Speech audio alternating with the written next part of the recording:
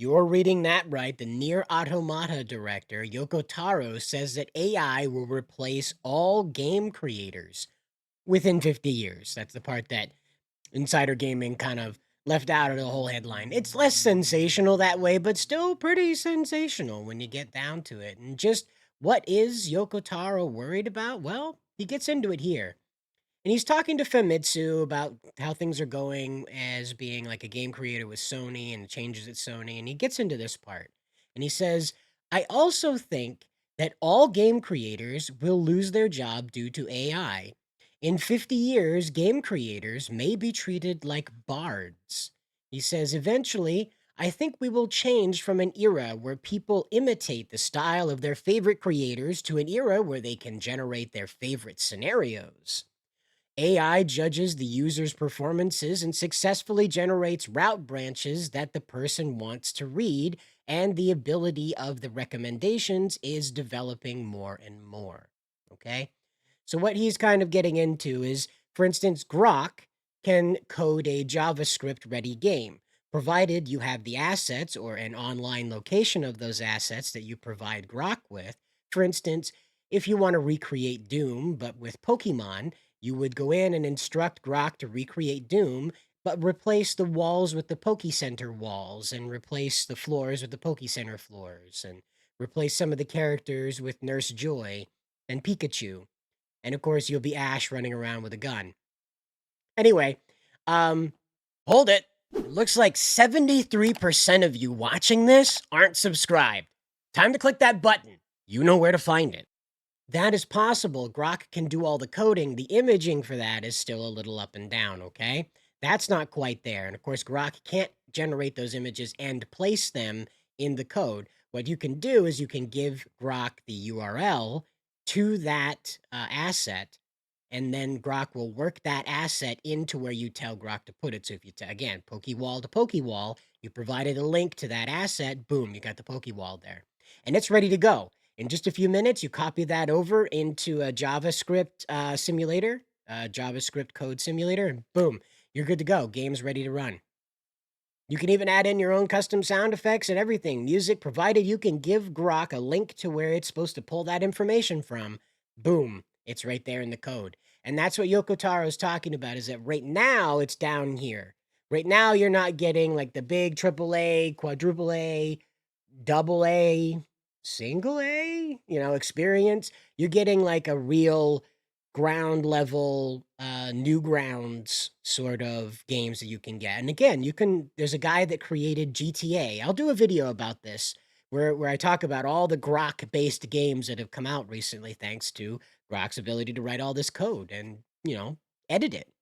And so this is what Yoko Taro is getting at, is that we are entering a stage where people can simply manifest what they're looking to be entertained by. That it's less about the creator themselves and more about the creation, which arguably it's always been, but Yoko Taro only makes Yoko Taro games, right? The AI allows you not only to copy his work, but to put your own twist on it once you've got that copy going. So let's say you want to make Nier Automata of yourself, but you want to use chimpanzees instead of a cute anime girl and a cute anime boy. You can do that. You'll be able to, very soon to be able to do that. This is something that Elon Musk is working on with XAI. However, it's not all sunshine and rainbows in the AI department, though. As Yoko Taro is explaining here, that 50 years may come at quite a cost. And so this is an article over here at aftermath.site. You can think of that what you want. I don't know where this website comes from, but it tells quite a harrowing story of an art director who is trapped in a company obsessed with AI modernization. And so the article right here reads, an overwhelmingly negative and demoralizing force. What it's like working for a company that's forcing AI on its developers. Now, this is a very long article, lots to read here, very pointed language about AI and stuff like that. But here's what I want to get into is like the meat of it right here, which is where kind of like Yoko Taro's attitude probably is coming from on this. This is not a negative attitude, just how he's seeing it going. Because listen to this. And this person says, since AI generated imagery first blew up a few years ago, Francis, the art director, has found that discussions both with consulting clients and potential employers for their own art has shifted. They believe that most employers and outsiders they speak to don't see themselves as part of what Francis an AI calls an AI will replace artists crowd, but are more like if we use AI, it'll make an artist's life easier crowd who think using AI in art will protect their artists, not displace them. And so while I tripped over that sentence, let me just stop that paragraph right there. Now, you will hear a lot of artists that are in opposition to AI explaining how the process of creating art is not as simple as ideation. You also have to come through with motivation to do that. The motivation often changes the original creation into something usually more eye catching or more aggressively designed, if that's what you're going for, with a more aggressive looking design the initial concept may have had. And so this is what they're talking about is that people will go out and prompt these things and then tell the artist just to recreate it one for one. They'll go to like Mid-Journey or they'll go to uh, ChatGPT, the image generators, and they'll, Stable Diffusion, and they'll put through these orders to create one to one copy of this AI art, even though the AI art at a distance looks very interesting. But when you get up on it, well, what do you know? It's not really that possible. And so this is what Francis has to say. And it says, quote, what follows from these discussions is me explaining why, usually over hours rather than minutes, that these tools have no place in professional game development in a professional game development pipeline or production and actually hinder the development of visuals. I also find myself explaining to them how the iteration and idea phase of a project is where the most of the stuff, the best stuff is happening, how exploring things through artistic labor is where the best ideas come to fruition, and why would we want AI uh, that we don't even own, right? So again, when you use Midjourney, there's still that overhanging thing that they have copyright controlled somewhere along the way. Even at the highest levels of this, there's still a little bit of legal. Whoop, whoop, we own a little bit of that behind it all. And so we don't even own to do this kind of work for the artists. And so, again, like he goes on and explains more and more about this. It's a pretty long article. I'll put a link to it in the description down below so you could take a look at this if you're interested in this topic. I work with AI every day, all day long, in fact. It's one of my jobs to do this, and that's how I operate, okay? You'll see some of it bleed through over here on Bounding, where I bring stuff over for the intros. I make videos for you guys, that kind of stuff. It's that sort of, the music videos there that have all the screenshots, you've seen them around. And so this kind of stuff is like going to continue to take over YouTube. It's going to continue to take over entertainment, and it's going to continue to take over productivity, okay? So right now, what's happening is that a lot of the traditional mechanisms of doing business are being hyper accelerated in some ways by AI. This article explains that their boss uses ChatGPT to write all the emails. Now, if you don't read ChatGPT's constructs, instead just go through like the first line, and if it doesn't say, like Hail Satan and, you know, DED to all people everywhere, if it's not like this horrible screed of evil, you copy paste send it. Even though the article itself, even though the email you just sent could just be gobbledygook nothing. Just a bunch of air in order to fill out 5 paragraphs worth of go get 'em, tiger. And that's what this person is complaining about is that the AI runs their company now. There are people telling the AI to run the company, but the AI is running the company now without the people knowing that the AI is running the company. And I do a lot of this in my creation. I use the AI to come up with ideation, and then I go out and I find an artist to use those as references to download to create a new design, not a copy of the AI reference that I have provided. This is the fault in a lot of this creation that we see here, and this is why Yoko Taro brings this up in such a dark manner, is that a lot of what the AI does is that it, like he says, it copies, it doesn't innovate. This is why you need the human element inside of this. You could generate all the AI music and video you like, but it is always going to distinctly look like something you've seen before because that's all the data pools are able to work with.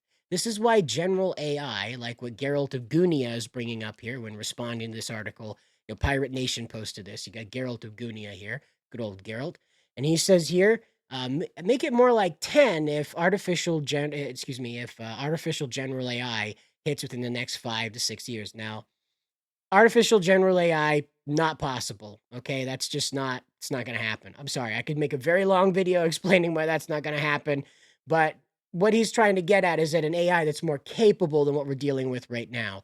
What you're dealing with right now is a question and answer machine, a very in-depth conversational Google search, and a picture generator that works on random number generators. Okay, it's not an intelligence per se. It's no more intelligent than Siri or Alexa, okay? And that's the spooky thing is it just does all this stuff at once, and we call that artificial intelligence. There's absolutely nothing intelligent about it. I work with it every day, all day. There's nothing intelligent about it. AGI that he's talking about is the AGI that can take you open up your app on your phone and you say, I'd like Flappy Bird, but I want it to be like Star Wars and also Mega Man. And then also that really random Comcast, no, Commodore 64 game about Conan the Barbarian. That's what I want. And boop. And the AI, having no other information than that, will generate a game that is somewhat to your satisfaction within minutes. That's what he's talking about, is an AI that understands context and extrapolates meaning out of that context. We're almost there. Like Grok and ChatGPT, when they're cranked up all the way to 10 out of 10, they do that, but they really got to be primed to extrapolate information as opposed to pull information out. Again, this is not artificial general AI. Never going to happen. The machine cannot do that. It's a very long conversation. We don't have enough time in this video. Ask me about it. I'll make a video about it with this other AI stuff and explain how this is all. I'm not an AI expert. I didn't go to college for this. I read a lot of papers about it in order to understand it, in order to stay on the edge of what the technology is so I can keep my jobs, okay? And I just study this stuff a lot. And all points are just saying, we're saying the artificial general AI is coming, the AGI is coming, the AGI is coming, in order to scare investors into dumping money into our corporations to prevent that from happening, or to warp the AGI into obedience, even though okay, whatever. We're gonna be forever doing this video. It's already too long, okay? So the takeaway is that for now, AI is a big threat. As it continues to invade professional spaces, it is simply compacting what happens. It is not expediting it, okay? It is driving people to have more conversations about what they're doing at work as opposed to doing the work itself, okay? That's the big takeaway from this, is that it will destroy productivity. It will. And I know this because I work with people who use AI and they're not inventive about it, okay? Again, it's not all the people that I work with, but I work with a great deal of people who come to me and they pay me money to create things for them, and it is not that inventive, okay? They are completely satisfied with what looks like a 5-second Marvel clip, and they'll go absolutely bonkers over that. And me, I wouldn't even release that to the world, let alone go bonkers over it. But that's where we're at. People who are mystified by party tricks are forcing AI where it doesn't belong. Artists we hire in order to personify the human imagination.